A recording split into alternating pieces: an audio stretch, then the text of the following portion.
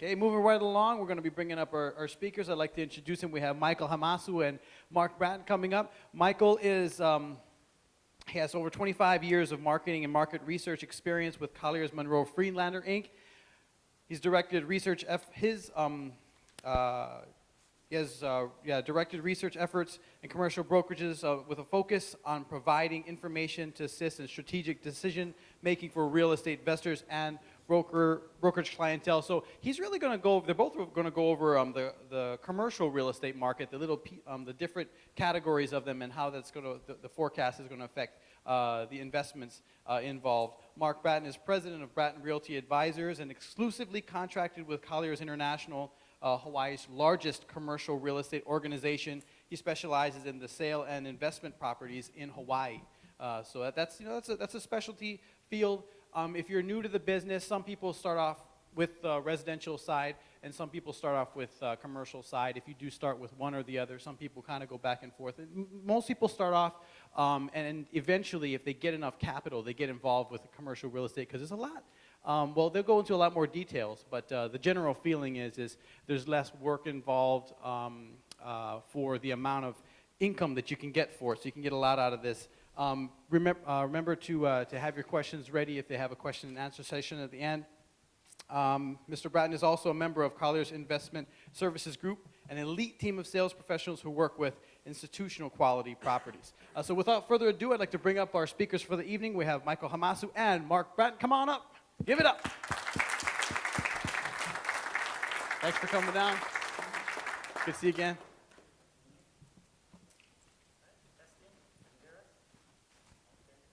Well, first off, thank you very much for inviting us to speak to you. I'm the research director, so I handle all the stats and the numbers, and I appreciated the gentleman that came right before us to talk about residential stats. Well, hopefully you're comfortable with that. Mark Bratton is our top leading broker at Colliers, specializing in investment sales, but he can tell his story. He's sold millions and millions, hundreds of millions of dollars worth of commercial real estate. I'm just the guy out in the street. Just, you know on the sidewalk, bring back the facts to him, and he makes us look good. I do his hairdressing, and all right. Well, what we're going to do first off is we're going to start with some basics. But as the gentleman before us talked about the economy and the political situation, I wanted to share. Did you guys know that the recession was over? Okay. Well, it was, and our economists are very happy to announce that. Of course, that happened back in 2009, right? Okay. And of course, on the political scene, we have, if you look at it very carefully, you see that he's actually underwater. And of course, the last cartoon, I start off this way because, sometimes real estate can be very scientific, right? We want to create some levity here. So anyway, here's the stimulus package. So we'll start off with a brief overview of each of these sectors. What I want to do is kind of give you the backdrop, and then I'll call on Mark to talk more specifically about that particular property type. In the investment market here in Hawaii, or actually nationwide, I want to start off first off with some very basic terminology, because we'll bring up things like vacancy rate, triple net asking rents, capitalization rate or cap rate, and net absorption. Just for your information, if vacancy rates are high, generally if you own the property, that's not a very good thing, right? Because you have a lot of empty space. Triple net asking rents, that's basically the rent that the land or the property owner gets after all the expenses are taken out for utilities. And that's a point of differentiation between a typical residential or even multifamily investment, whereas office building landlords or shopping center landlords, we expect to agree upon a rent and basically charge all the expenses to the tenant. So our rent number is a net number that goes in our pocket and theoretically doesn't change. Good.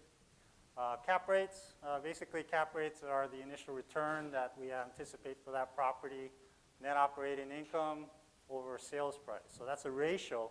So generally when you see cap rates compress or start to decline, it's usually not because the net operating income gets bigger. It's because the sales price gets bigger and not the net operating income getting smaller. But you'll start to see in our stats that cap rates are beginning to compress. And I think as a general rule of thumb, cap rates typically follow a 10-year treasury bill. Not the same number, but they move like a 10-year treasury bill. Right? And then the last data, or last vocabulary term is net absorption. Net absorption is basically a change in occupied space. When there's positive net absorption, that generally means that tenants are filling up your spaces and it's growth in the marketplace. If it's negative absorption, it basically means that the tenants are contracting and you're losing occupied space. So with that, we'll start with our presentation. We start off with real estate cycle. Basically, the theory is that it's in 4 quadrants. For our market currently, we're starting to see improvement in the overall real estate market for commercial, that is. Industrial, retail, and resort on the far left-hand side are starting to show improvement. So basically, you have stabilization of vacancy rates. Rental rates are starting to flatten out and not dropping any further. And we're starting to see a little bit more growth in the marketplace. Any comment? I think our market has not risen as fast as the residential market, say this year, the last 6 or 9 months.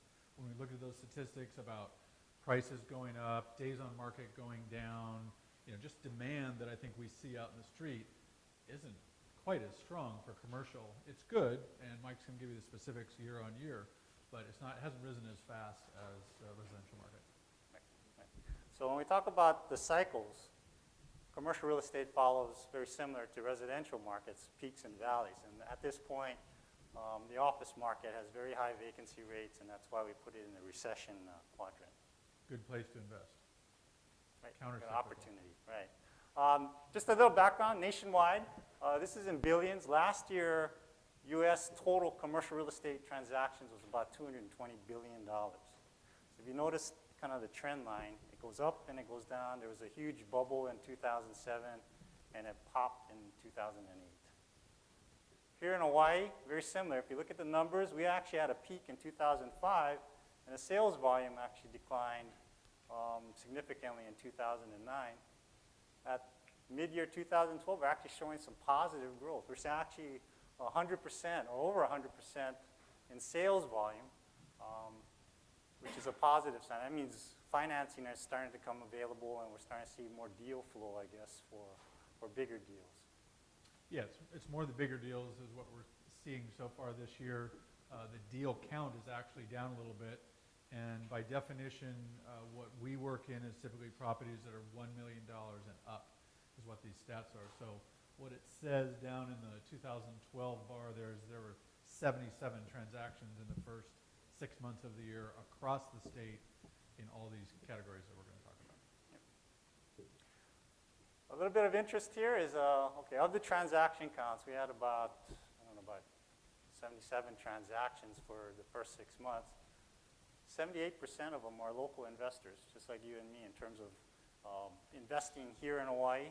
The bulk of the transaction activity was local investors. Offshore, which can include institutional and Japanese and Chinese and Canadian, that constitute about 22% of the transaction volume. But the next graphic shows the flip side, that if you're offshore, you got the money. About 84% of all the sales volume, of that $1 billion, 840 million of it was from offshore. So that's where the big bucks, they were the ones out buying the expensive properties, and the local guys had about 16% of the sales volume. Any examples of the big guys? I don't know if we're going to get into the specifics of some of the bigger deals, but certainly the great breadth of those 77 deals is under 5 million, right? Between 1 and 5 million, it's probably 3/4 of them. That's right. We used the average of the 77 transactions, about 13 million was the average. But for a local guy, local investors, it was about 2.6 million. So you can see there's a big discrepancy with the mainland guys are bringing the big bucks in and investing here. The local guys are tending to purchase the smaller properties, apartments, small retail stores, things like that. Small retail, office. But it gives you a goal, a place to go. I mean, when I not when I started, but thinking back 10 years ago, all this stuff looked like it was, all Wall Street, all big dollars. The only way to get in and play was to invest in with a public company. But we're saying there was, 55 deals between 1 and 5 million. That's accessible to us and our friends and family. So that's the good news. We kind of broke down the $1 billion in sales volume by property type, and well, this is for the first 6 months. So about 3/4 of the sales volume are retail properties. Very interesting. But if you look at the next graphic, more evenly distributed is by transaction count. So what that basically means, and I know Mark has a comment here. I'm remembering, so one of the biggest deals in the retail component is Pro Ridge. That's right. That's right. So there were two partners, a money partner, well, they're both in the mainland, a money partner and an operating partner. When they bought it 2 years ago, Yep. they were 80-20, 80% the money partner, Blackstone. And within 2 years, the operating partner was able to raise money in the public markets and buy out their other 80% partner. And it was, I forget the number, Yeah, so 200 million. 289 million was the 80% that they bought. So that's a huge amount. So that's why the sales volume was so skewed by having so much in the retail sector. Huge profit if you owned Blackstone shares. Here are some of the more notable transactions for the last 6 months. We're trying to memorize this, but it's too hard, so we threw it up on the screen here. Another big transaction was the Alamo Sears. Did you know that General Growth bought back the Sears anchor site? They paid $250 million for that anchor site so they could cut it up and then lease it to smaller stores. They also have if you remember the story when it came out, they actually bought a package of 8 or 9 Sears stores for $280 million, $290 million. 250 of it was just for this piece here in our backyard. That's how valuable it was to the landlord to buy it back.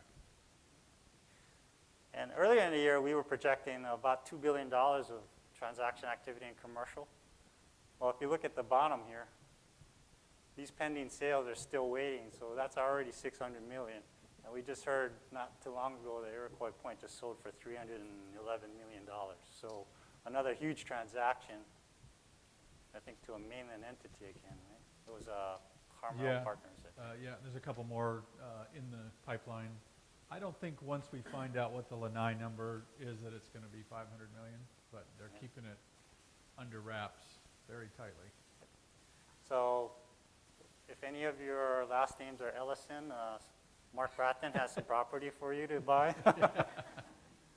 All right, what we look at is cap rates. And remember, cap rate is net operating income over sales price. It's basically a ratio of what the return is on a property. And if you're not a mathematician, it's the rate of return you get the first year you own the property. Okay. And we're looking at probably between 6 and 7% is the norm here. This is where all the properties kind of congregate around 6 or 7%. And we always compare risk versus return. So the higher risk properties get generally a higher return. Lower risk, like multifamily and lease fee interest, get lower returns. Cap rates, as you can see, are compressing, which basically means they're starting to fall. There's a lot of competition out there. People are entering the real estate market, and part of it is because interest rates are so low. So if you took your money, put it in a bank, and you got 0.5%, that's your return. If you go to real estate, you get 6. So which is better? Going to real estate, right? Of course, you don't have to share this with this group. They're probably interested. Yeah, you're already talking about cash flow, and that's probably 95% of our clients are focused on that cash flow. You know, first thing they want to talk about is first year, but then they'll maybe look at year 3, year 4, year 5. The other 5% would be, value add and increase in appreciation. Mostly cash flow. So a quick summary. Low interest rate environment is spurring a lot of owner users into this marketplace. What we're seeing, both of us, the banks are courting people now. They're saying, I got money to lend, please borrow from me. But only if you got good credit. That's kind of the background there. We mentioned some foreign investment sales, a little bit, not much this year. And then our forecast for year end is about $2 billion in investment activity. Any summary, Mark, before we move on to the office sector? You know, we keep waiting for that foreign investment. We saw there's one very active Japanese buyer. The Canadians have not really invested yet in commercial and development kind of opportunities. The Chinese have been looking but have not been successful. So we've been waiting for 2 years for them to come, you know, really make a dent, move the market, but we haven't seen that yet. Okay, the other components that we're going to go pretty fast through. I mean, it's just a basic understanding of where that market is currently and then what our forecast is. We'll be happy to entertain questions after each of the component sections. Okay, office sector, we talked vacancy rate, 13.55. The highest it's ever been is about 13.75. So the office market is extremely soft. Vacancy rates are near record levels. And as a result, you know, you have very little absorption. If you see a blue bar here above 0, that's a positive growth. After the second and first quarter, we have very little growth in the office sector. From the office sector, we oftentimes look at job growth, and I heard somebody talk about how important it is to understand that market. You know, if jobs are growing, it's a positive sign, specifically in the office sector. Not much office job growth, only at less than 1% growth over the last 6 months, or last year or so. Again, there's very little job growth, a couple thousand. Asking rents, and this is like if you were to buy a residential home, I'm the guy that's selling it. My asking price is X. Your buying price is Y. Well, this is the asking price, so it's kind of flat here. It doesn't show much growth. If you look at, well, we do a regression analysis, but we see the bar going down. That basically means that rents are still sagging, and these are actual deals. So that means rents are still falling in the office market.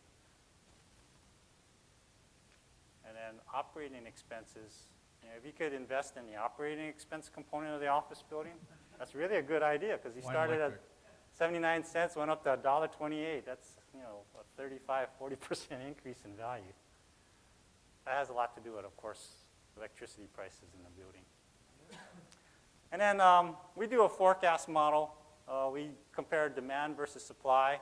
And basically, the yellow line shows a spike in demand, and supply went up a little bit. But that is actually still a positive area. We see a little bit of growth in the office demand area. So our forecast going forward shows kind of a flattening in 2012 and a little bit of a dip in vacancy going forward. So, Mark, you want to cover the summary of the office sector? I'm not even going to read it. Okay. What I think about the office sector, as I mentioned, it is a good time to invest there because most people are scared of it. So we've got a vacancy rate that's almost as high as it's ever been since we tracked it. Companies, lots of companies downsizing a little bit as their leases come in. Like, you know, we can do with 500 square feet less or a floor less or a smaller building or something like that. Lots of us working from Starbucks and corner offices, home offices. So everybody's scared about this area. I believe that the majority of us, you know, 70%, still need a place to congregate. We may change the way we work. We don't need these big enclosed offices. We may need pens to work in work groups. One study I saw recently said we are going to 90 square feet per person. Wow. And today we're at 150 for an office and user. 10 years ago, that was 250 square feet per person. So the herd is going away from office investment because they're afraid that occupancy will continue to decrease. But over my years in being in this business, you've got to invest in the places where someone else isn't. Now you need to find your own reason to do that, a special area. I don't know if you're going to talk about some of the other neighborhoods in this. You know, most of this vacancy is in downtown. If you go to Pro Ridge, the vacancy is? Probably about 7 or 8%. Yeah, it's very, very low. Kahala, there's no office space. Hawaii Kai, there's very little. So there's pods to invest in. The other thing I would add with that I'm seeing in my own business is there are a few buildings that are coming on the market that have been foreclosed upon. The lenders have, you know, kind of held on and as long as they could for 2 or 3 years, and they've cut the cord this year. So there's a handful of buildings from from very small to 100,000 square feet that are either on the market or will be coming on the market through lenders. So it sounds like he's promoting the contrarian viewpoint then, right? All right, the retail sector. Retail sector is a lot healthier. We're at only 4% vacancy. In fact, this is comparable to Union Square in San Francisco, one of the tightest retail markets in the country. Positive growth, 154,000 square feet of additional tenants taking space. And our vacancy rates have remained fairly flat despite the recession that supposedly hit us in the 2008-2009 area. A lot of this growth is new development. So if you're seeing developers enter a marketplace, that's a positive sign because they feel that that market's going to grow. Rents are going to increase. Some of the things that contribute to strong retail growth is, of course, air passenger arrival counts have shot through the roof. Lots of tourists means lots of retail sales. And a lot of that has to do with the conversion ratio for the dollar to yen or dollar to Canadian dollar. All of it shows that the dollar's value is sinking, which means that if I own Japanese yen, my yen is worth a lot more. And that's probably why we're considering why aren't more foreign investors investing here when their conversion of their currencies are so strong. Median home prices, you guys were looking at this recently. And then retail sales show a healthy gain of basically 12%, which is a very strong growth in retail sales. Most of that's in visitor sales, isn't it? Yeah, a big component of is the visitor expenditures, and you guys are all out there buying cars, apparently. Right? So anyway, we track where the rents are. It shows kind of a flattening, actually a decreasing in rents, but not much. I think that has to do with kind of a dichotomy in our retail market. We have a strong retail component in the resort market. On the resident side, where we have our neighborhood shopping centers, a little bit softer market conditions there. And then I like to throw this graphic up only because I'm in research. This is our index. It shows that from a retail sales per square foot, retailers are actually reporting stronger sales, which shows an increase in the index, which is a positive sign for the retail market. So our forecast for the retail sector is that vacancy rates are going to go down, and we still have some healthy positive absorption going forward. Mark, what do you think about the summaries? Who's been in Waikiki this summer? Does it seem like it's really, really busy? It is. They're up 23, 25, 27%, every one of those stores. So the retail business is very, very strong in Waikiki. It's good in Maui. It's coming back on the Big Island in Kauai. The neighborhood retail, so the Safeway, the Foodland by your house, is up a bit year over year. Vacancy's down a little bit. No one's asking us for rent reductions anymore, and sales are recovering. So it's the market's strong. We, like the University of Hawaii, are surprised the visitor spending hasn't spilled over into more of the economy. It's very, very strong in the resorts. So would you say that retail is a good investment opportunity? Retail is a good, solid investment opportunity. So not a lot of risk. The returns are going to be lower. You know, a great example would be the Safeway Center in Kapahulu we mentioned, sold for over $70 million. It's a public fund that bought it, and they're just looking for safety. So we got Safeway on the lease, the big number. They're going to take out one or two tenants and redo them, but it's not going to fluctuate. You know, they bought it at 5.5 cap. So, you know, under 6% return, and it'll stay that way for 6 or 8 years, and they'll be able to sleep at night. I guess we can all live with a 6% return, right? Under 70 million. Yeah, well, Oh, let me borrow some for you. But the good news is, yeah, they're such good borrowers. I haven't seen the final number, but I was in San Francisco a couple months ago. They were having lenders compete for the loan. The quotes were coming in under 4%. So if you know what positive leverage is, so that turns their return from 5.5 to 6 3/4 or something like that. No personal guarantees. Okay. So no recourse then. All right, industrial market. We all are looking forward to investing in warehouses, right? If you can find one. Although that's the nicest warehouse on the island. Yeah, I kind of copped that from Google, so I don't know where this picture is taken. That's Amazon in brand new Nevada. The ones here are not not that nice or new, which is a problem for a lot of warehousing and distribution companies. You know, they come to us and they actually want loading docks. I don't know, less than 50% of warehouses that we lease have loading docks today. It's hard for Gotta a have a user. forklift. Anyway, of all the markets, this is very similar to the retail sector. Vacancy rates under 5%, 4% for warehouse space, positive growth of 210,000 square feet. You know, even at the peak of the recession, the vacancy rate was still under 5%. So the warehouse market is a very stable market, despite not being the most attractive of all property types, but there's demand, healthy demand for warehouse space. We look at wholesale sales because wholesalers tend to constitute a large percentage of the tenants in this marketplace. Huge jump in sales, wholesale, because these guys supply the retailers, and we've already talked about how strong retail is, right? So if the wholesalers are providing the retailers the end product, somebody's got to store the goods for them, and that's why we have this jump in wholesale sales. Another component of the warehouse market is contracting, construction firms. A little bit of an uptick, which is a positive growth, and then we look at the construction activity for building permits, and we see a very similar nice uptick in terms of construction activity. Now this is a very interesting slide here. During this time period, during the 2007-2008 period, a bunch of developers built industrial condos and charged $1.60 per square foot, which is way over the market at that time, but it skewed the numbers up for asking rents. Subsequent to that time, those developers are now Out of business. right. So they weren't able to Back with sell the those lenders. properties. So anyway, rents actually decreased significantly at that point in time.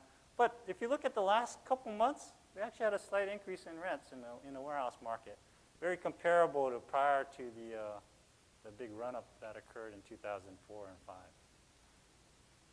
Similarly, rents look like they're stabilizing in the rental market, in the industrial market. And then our forecast for the industrial sector is continued sidewards, a little bit of positive growth. So overall, shall we invest in warehouse buildings? If you can find one, I think what you're going to say later is it's mostly the users that are buying those and they're willing to pay a premium. One thing interesting in our company, we had a monthly sales meeting this week, and the industrial guys were jumping up and doing a dance because their leasing volume is up tremendously. They've been kind of quiet for a couple of years. Yeah, they're the ones that were out on a golf course playing a lot of golf 2 years ago because they didn't have anybody to sell to or lease to. All right, so just a quick summary. We look at the vacancy rates. Okay, this is office here. This is retail, and this is industrial. So what we're looking at is stabilized vacancy rates in office and industrial. It looks like it's starting to flatten, but we still have record high in office sector. From a rental rate perspective, we see flattening out on basically all property types. So that's a positive sign. We're seeing it's not dipping any further, but it's kind of staying flat. And hopefully, if you're optimistic, the rents start to increase. And then returns still have a cap rate of compression, which we mentioned earlier, shows a decline, which shows that it's probably a reflection of the lack of available property, plus a lot of interest from investors like yourself to try to get into the real estate marketplace. So you want to summarize, Mark? I'm just looking at those rates and thinking when interest rates will go up, we don't know if they'll go up in 2 months or 3 months or 2 years, but when you see that 10-year treasury start to go up, those cap rates will follow 1 to 2 quarters afterwards. Well, that is our summary of the investment market. Hopefully, if you have any questions, feel free to. Let's talk for a minute from what I can remember about the apartment market. Okay. We didn't put it on here, but we just did some updates. That's correct. That's correct. So the apartment market, as I mentioned, a lot of it was 1 million to 5 million. There were 11 sales. 19 total sales. 19, excuse me. 19 total sales in the first half of this year. The highest one was 4.3 million. The cap rate, so that first rate of return, the low point was about 3.5, and the high point was about 6.5. Most of them right under 6. all buildings built in the 60s, all walk-ups. When I looked through it, the ones that had the higher price per unit, when you did the math, had, you know, close to 1 parking stall per unit. They probably had some upgrades in them, and maybe some efficiencies in the utilities or the way they were managed, and managed a little more professionally. Price per unit was roughly about $200,000 per unit, right? On the average in On the there, yeah. average. And I went back and looked today. Last year, first 6 months was 24 sales, so it's a little lower than it was last year. But that's a category that it's probably, we said there was 19 sales, probably 18 of them were from local residents. Yeah, I think there's only one international. It was a Korean firm that paid $2 million for some small apartment building. So anyway, thank you for your attention. If you have any questions for us, we'll be happy to entertain them.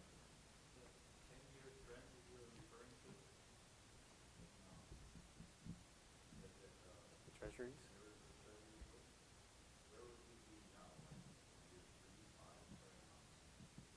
Oh, of the 10-year trend. See if I can answer your question. So you're asking about where are we in the cycle, the real estate cycle. A very smart man, a CEO of a big real estate company here, told me about 3 years ago, they divide the curve into 3 sections. So the bottom where the curve's, you know, doing this, the middle where it's lifting, and then the top where it's freaking out, you know, about to plunge. He said, we will invest in the bottom and the middle. When we think it's in the top third, we stop investing. Where are we today? We're still in the lower section, coming into the middle. If that makes sense. So on a scale of 1 to 10, we're at 4.5. So room for some growth still. I could see when you guys were looking at the residential statistics, you're talking about the days on market and the, you know, prices going up as buyers generally. You know, you say, oh, I don't want to do that. There's more competition. It's tougher. Well, my job is usually working for sellers, so I'm thinking that's great. I got, you know, a property that's more desirable, you know, that kind of thing. So right now, is it the time to buy industrial? Is it time to buy industrial? It is a great time to buy industrial. Industrial has been very, very good here. The only blip I can think of is these 2 condo projects that, you know, came on the market at double the rent. It's very, very hard to find it, and it's very, very, very hard to find cash flow because the users of those properties will outbid you as an investor. All right, and what about apartments? Is it time to buy? It's a good time to buy apartments. I don't think there's any chance that rents are going to go down in any neighborhoods on this island. Financing is extremely low, and that's why the cap rates on apartment buildings is significantly below office and retail. And apartments, you can get in, you can buy a 4-unit building, you can buy an 8-unit building, and up. Yes, sir. Go ahead. Oh, sorry. Did you have a rental per square foot per month number? For apartments? For apartments, yeah, sorry. Well, we segmented it, but depending on the bedrooms, you know, that would dictate the rent pretty much. So it was anywhere from, I think, 800 to 1,500, 800 to 1,600 in terms of units. I mean, I think monthly rents. on the better projects, maybe up to about $3 a square foot. And what was the office space per square foot? $1.54. That's asking. Yeah, and not getting it. And getting more $1.30. If the rail gets built, how would that affect all your data? I think it'll change the market over a long period of time. So what I mean is, you know, the rails, if it gets built, will not sneak up on us. People will change their habits 10 years, 20, 30 years from now. My personal opinion is there's not strong enough incentives today for developers to even do the TOD developments. So, you know, right now they're coming to you and saying, well, you can build your project next to the rail station, and we won't charge you building permit fees. What percentage of that is the total cost? A lot less than 1. So if you want to get housing around rail stations, we have to incentivize it. And, you know, personally, I think that's a good idea for an urban district, for an urban island, but I don't know if we're gonna make it. Not until it's built. Right.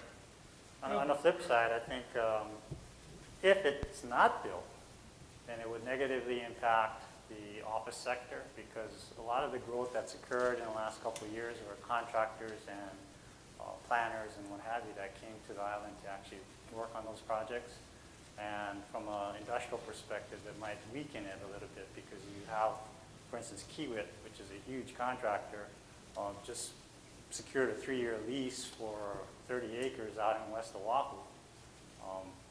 That land becomes, you know, a vacant piece of property now if they don't get to build it. Yeah, downtown will lose 30 to 40,000 square feet of users within 12 months if they cancel the project. They've already furloughed tons. Is that right? So, you know, this office space, which is probably the lowest commercial per square foot and so on. And, you know, we having all this virtual offices crushing down, reducing size. So let's say our office space, are we gonna be looking at any conversions on those buildings? What's funny is you've already seen one. I don't know if you're familiar with the Pimple Building. Yeah, I mean, are we gonna see more of that? Usually targeted at properties that are Class C or under, that need rehab. In fact, Kamehameha Schools did it with a Class C office building on Honolulu Boulevard, converted into rental apartments. So yeah, it's called gentrification, and basically they target the weakest link and start. Because it would be validated to put that money into it. That's right. Thank you. Yeah, you see it a lot in New York City and in San Francisco. Yeah, and New York, Yeah, you're starting to definitely. see it here. Why haven't more commercial people use solar on the roof? You don't see that many solar, you know, especially in industrial here. Industrial is Save a lot definitely of the, money, right? If you went solar, which is huge. yeah, industrial is definitely the best place to use it because you have such expanse to do it. I'll tell you, my personal situation, we were talking about when I walked in, and we looked at it for a shopping center that we own, and we could do it, it'd be paid off in 5 or 6 years, but we had to go out and borrow a bunch of money up front to do it. And like a lot of people were like, you know, we just don't want any more debt. It wasn't worth it to take, you know, that risk for whatever might happen. But a lot of bigger companies are doing it, certainly. And if they keep the incentives where they are, you'll see it continue to expand. In fact, I just did a seminar with the SBA, 504 loans, and they're pushing PV as well as an opportunity. And Mike mentioned the SBA, and I'll just change the subject for a second. SBA has a great program for owner users of properties. So we've seen a bunch of doctors and small contractors buy these properties we're talking about with fantastic financing and up to 90% financing. The top 40% piece is at a very low interest rate. So you need to occupy 50% or more of the building, so it's really only for owner users, but that has driven some of these numbers. That's interesting. Do people get into government rentals? Seems like the government are wasting a lot of money. They don't know how to collect rent. Well, you want to address that? The only way we get into it is when we're representing a landlord and the government comes to us and wants to procure space. But the government manages their own space and procures their own space, for better and for worse. So sorry, I don't have an answer regarding saving you tax money. Yeah, we have done it for dozens of major corporations and institutions here who used to have in-house real estate departments, and we might pick up a couple of their people, but because we manage 6 million square feet of properties, we can do it a little more efficiently. So, you know, the Kamehameha Schools, the Campbell Estates of the world have really outsourced their real estate departments to companies like ours.